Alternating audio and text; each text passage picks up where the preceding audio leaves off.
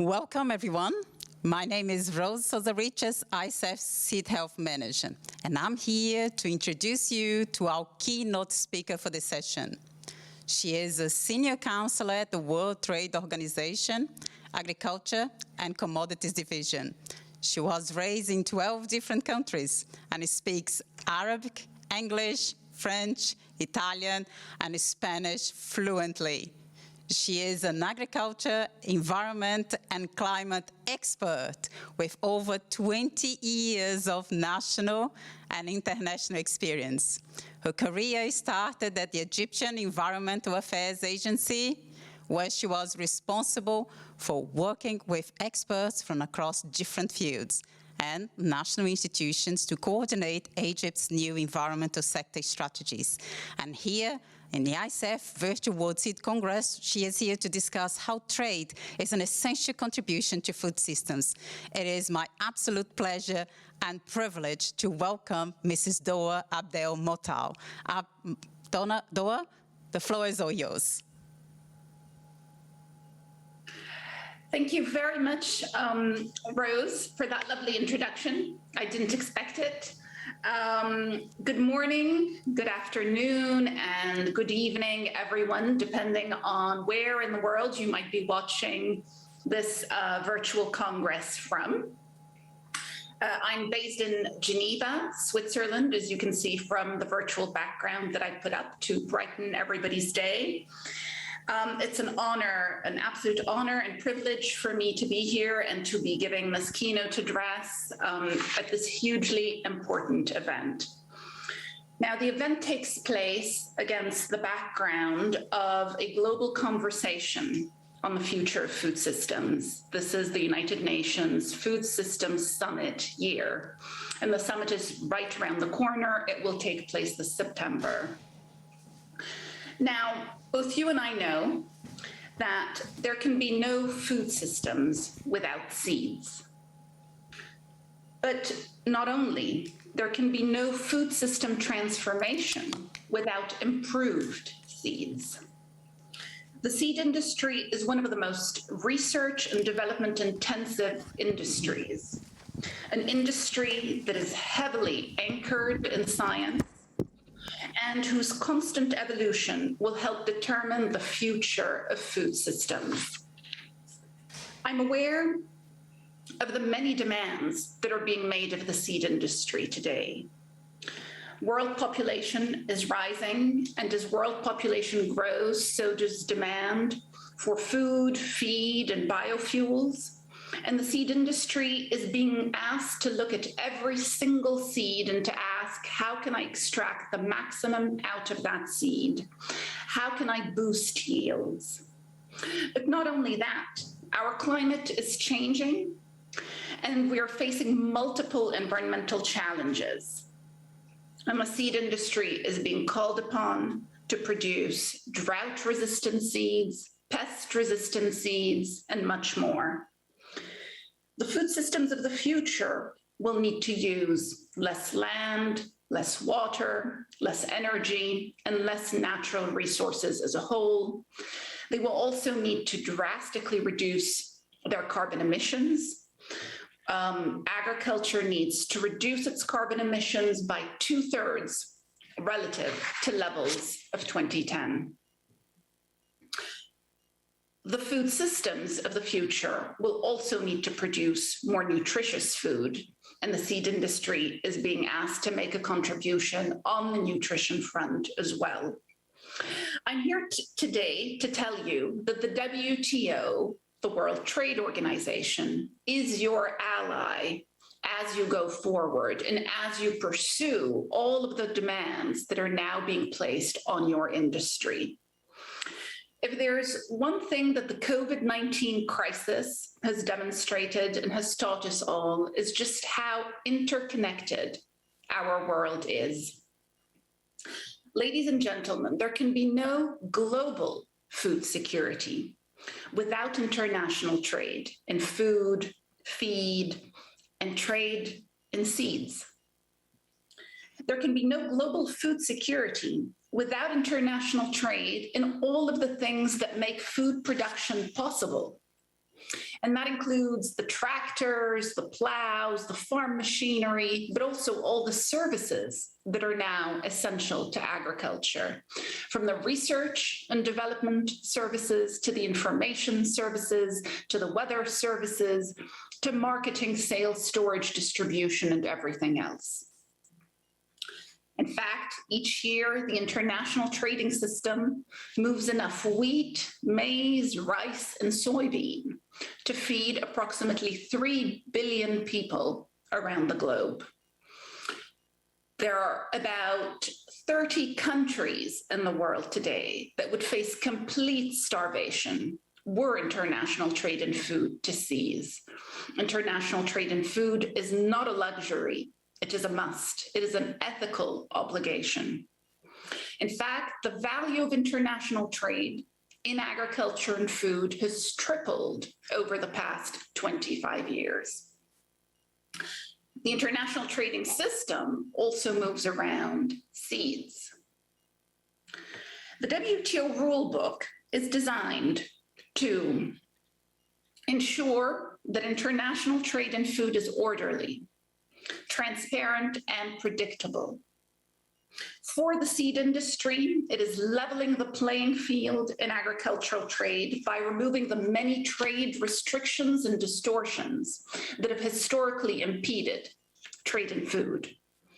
But the WTO rulebook is also an ally of the seed industry because it addresses non-tariff barriers to trade, ensuring that standards, regulations, certification, and all other conformity assessment procedures remain science-based and do not act as disguised restrictions on trade.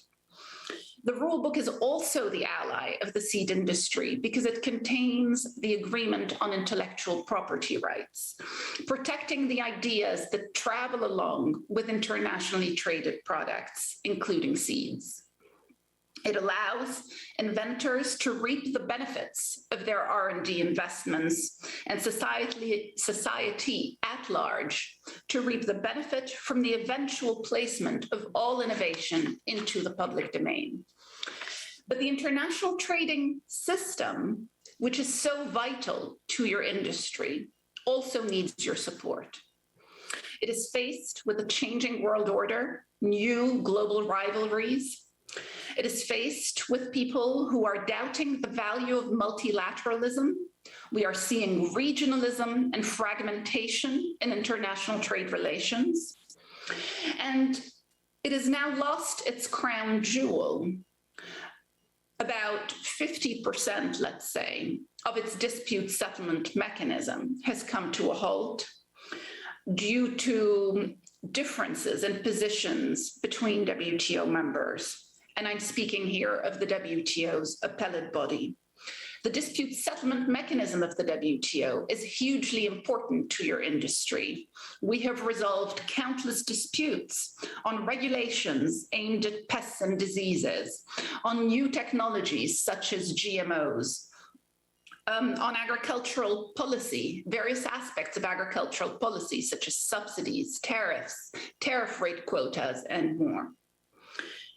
It needs your support because the agriculture negotiations at the WTO have also hit a stalemate, and we would like to make progress on them at this year's 12th ministerial conference that will be held in Geneva at the end of this year. We need the seed industry to speak out for a strong WTO, to call for a strong multilateral trading system, and to protect the gains that took so long to create, and to help us remember that the multilateral trading system rose out of the ashes of the Second World War. We must not squander these gains. Thank you.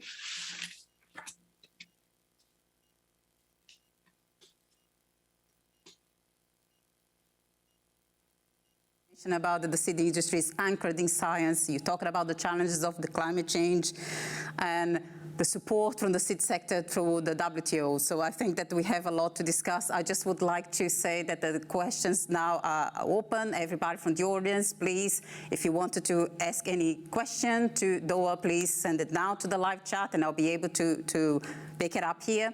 But I would like, I do have a question of my own though, if you allow me. I would like to, you mentioned about the role of trade in relation to food security, that it is a must.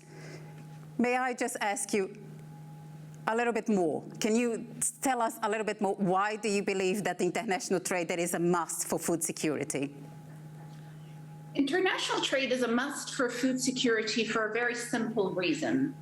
Different countries have found themselves on different pieces of land around the globe by accident.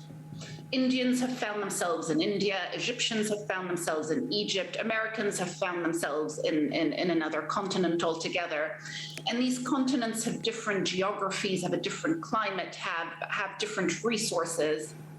Now, we cannot constrain people around the world to make do with whatever piece of land they happen to have been given. International trade is premised on the notion that the international community must collaborate to address shortages that exist in different parts of the globe. So preventing food from moving from countries that have a surplus in food to countries that have a shortage is unethical and would endanger food security. So allowing the movement of food to go forward is absolutely vital to food security. If you take Gulf Arab countries, for example, they happen to be in they happen to occupy some of the most challenging space on our planet from an environmental point of view, from a climatic point of view. They have little to no arable land. They have a very hostile climate, and they import about 85% of their food. Were you to stop trade in food, how would they survive? So international trade in food is an absolute must.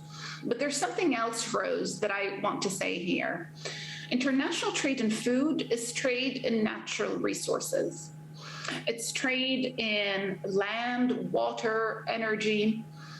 And so it is vital that we trade in food so that we also share these natural resources and use them efficiently. I myself am Egyptian, and I can tell you that the United Nations Development Program has told my country multiple times that if it were to aim for food self-sufficiency, it would need 3 River Niles, not 1. And so international trade in food is vital to also share water, land, and energy. Thank you. Thank you so much. I think that you're absolutely right. And as you know, the seed industry, it is an international industry, and this is very important that there is this message that it is important to highlight that international trade, it is important for food security and the food systems. So there is another question. Yesterday, we were talking here, I had a panel where we were talking about the impact of emergent disease on the seed sector, and of course, governments and research. With the new development in international trade and of course the emergence and re-emergence of plant disease, how do you see the role of the WTO in this very movable and changeable international arena? So plant diseases are a very real life phenomenon and are a big issue in agricultural trade, pests and diseases. Now, the WTO is not a standard-setting body, so the WTO will not tell a country your food must correspond to X or Y standard. However, the World Trade Organization encourages countries as they trade to adhere to international standards. It also encourages them to ensure that their standards are science-based, that they conduct risk assessments to ensure that whatever regulations they are putting in place are there to address a real issue. WTO rules are also there to ensure, to distinguish, if you will, between real concerns and disguised restrictions on trade and protectionism. So the role of the WTO is to anchor governmental regulations in a set of sound principles. We fully allow our member governments to regulate and to aim for the highest possible health, nutrition, and other standards, but we simply ask them to ensure that this is done on the basis of science and preferably international norms.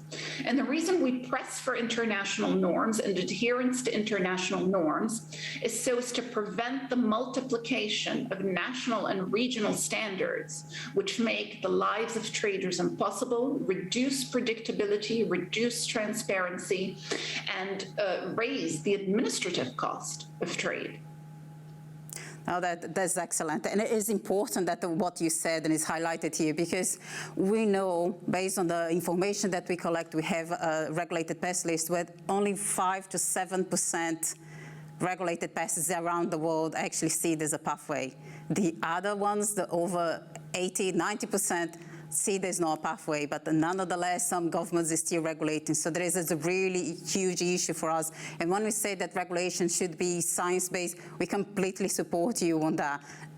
Regulations should be science-based and needs to have a reason why the countries, governments are putting specific measures in place, because the reality it is, if it is not, then what you're doing it is you stopping trade, which means that you have further more issues, especially some of the ones that you said already, Doaa, which it comes with food security. So this is really important that we highlight here. So thank you for that. So let's talk a little bit about, yesterday you were doing a similar speech about trade and about food systems and food security. And it was, if I'm not wrong, it was a global dialogue on trade. So can you share a little bit from, for us here, from the seed sector, what it was, some of the take-home lessons that it was from this event yesterday that you believe would be of a real importance for us? Thank you, Rose.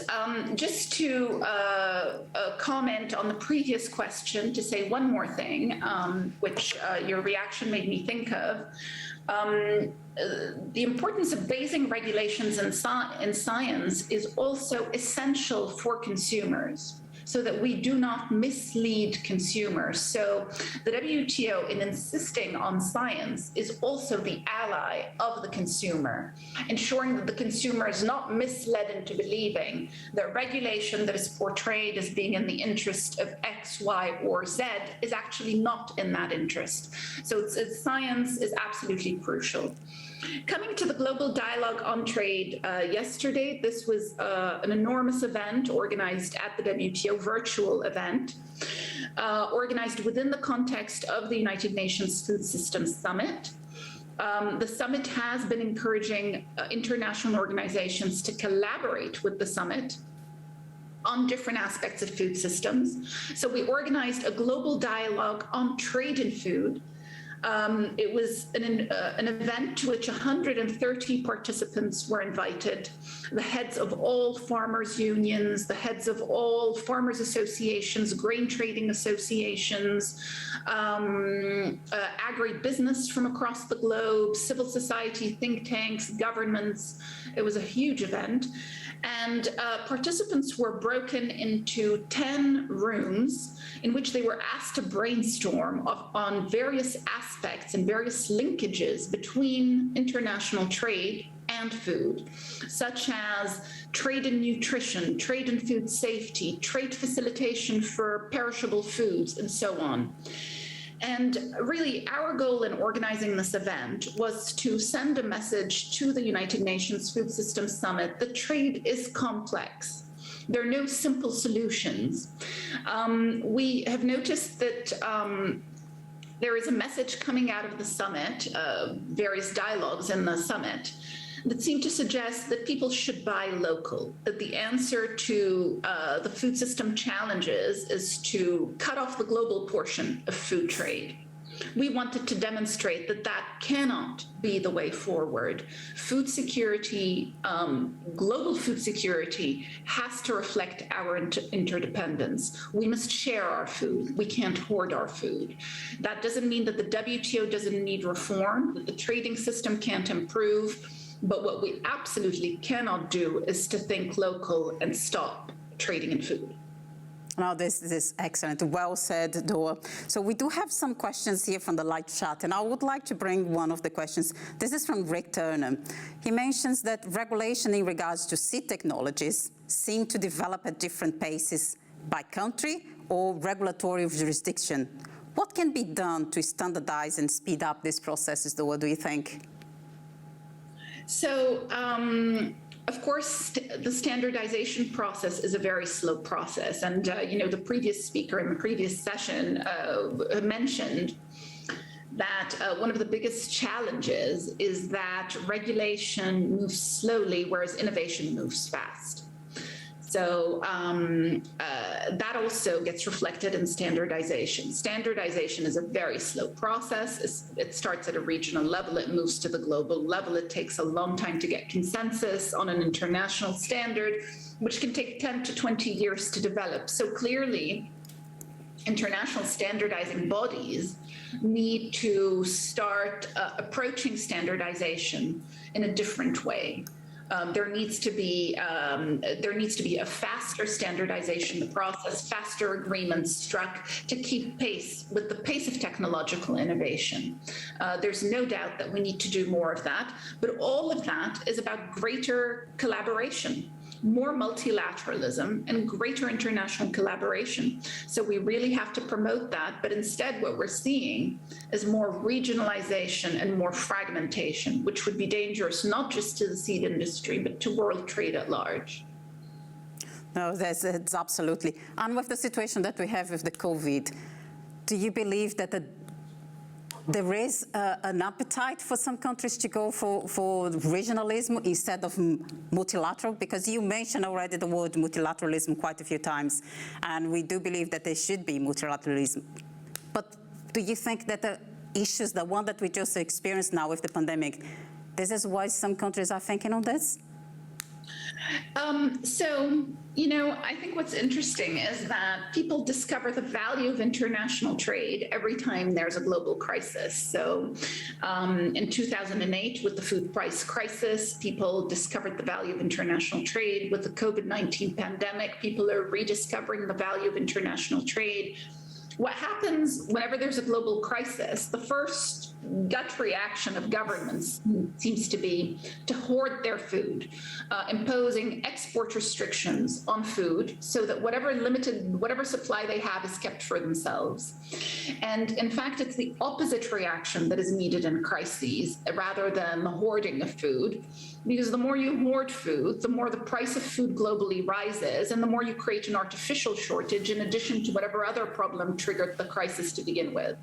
So it's a very unhelpful response. Now, in the COVID-19 crisis, what has been nice to see is that governments seem to have learned their lesson from the 2008 food price crisis. Whereas we saw some export restrictions on food being imposed at the beginning of the crisis, we quickly saw them being rolled back. And agriculture ministers of the G20 and trade ministers of the G20 were quick to say it is not helpful to restrict trade in food. You will break global agricultural value chains. And therefore, we saw those measures being contained. But COVID has done something very good from a trade point of view for food, Rose. And it's the fact that it has pushed governments into the digital age. More digital customs procedures, faster clearances, and that's key for sectors that are very sensitive, like seeds and food perishables. Oh, absolutely. And the digitalization, it is something that I would love to talk to you about, because I think electronic certifications, it is something that really is very important for us. I do have one extra question from the live chat, and it's from Bangladesh. How can we address the quarantine issues with different countries under WTO? The quarantine issues. Let's see where the COVID pandemic goes and whether quarantine is something that will increase or decrease in importance as we go forward. Now, quarantine and all of the other restrictions that we saw on the movement of people, on the movement of goods and services, all the slowdown in global trade, which was dramatic at the beginning of last year. was of great concern, of course, but we knew very little about the disease, how it was transmitted, et cetera. And so some very drastic measures were taken, and international trade plunged to some of its lowest levels in modern history. It is now beginning to recover. What is important to know about quarantine is that a lot of countries were quick to classify agriculture as an essential economic sector and to allow farm labor to move. A lot of agricultural production is dependent on migrant farm labor, and so a lot of countries have created special permissions for migrant farm laborers to move, and that was essential to not having the COVID crisis become a food crisis.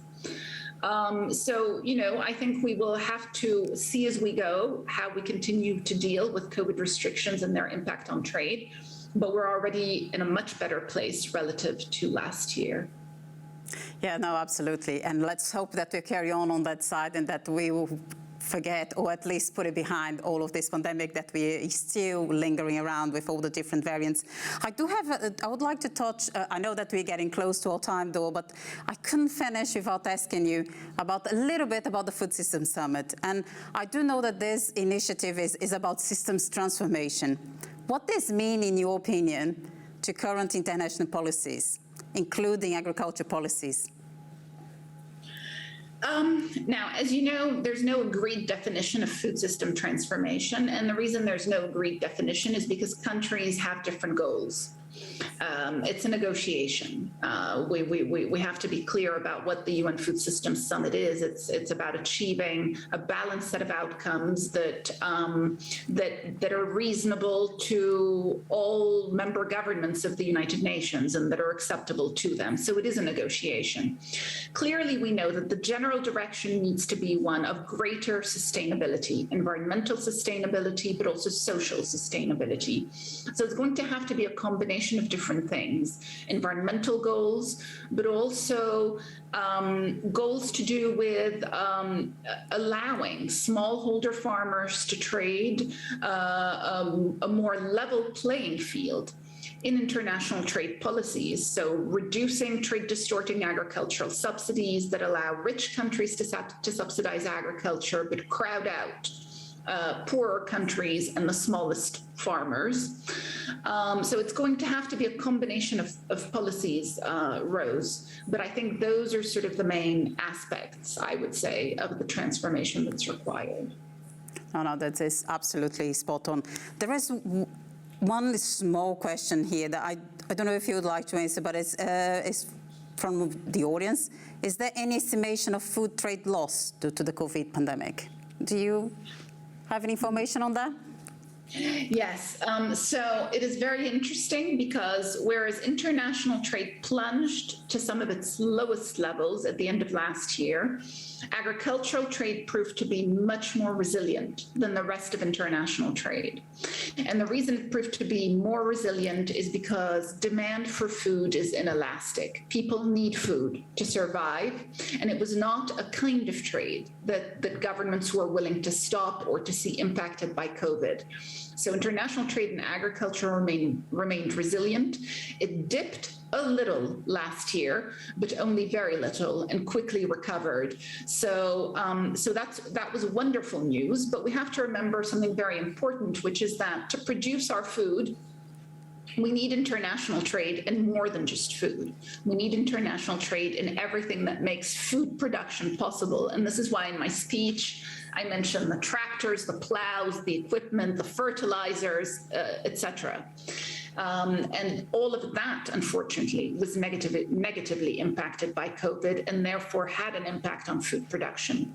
Going forward, we have to look at trade as a whole and not in segments. Yeah, no, you're absolutely right. I'm so sorry. We only dead on the time, and I really would love to have carry on this conversation with you, but I'm sure we'll have further opportunities. And I would like to finish this session by saying thank you so much, Doaa, for your speech, for the excellent discussion that we have here, and thank you so much. And thank you for the audience for sending all your questions, and thank you everybody until the next time. Thank you. Bye-bye.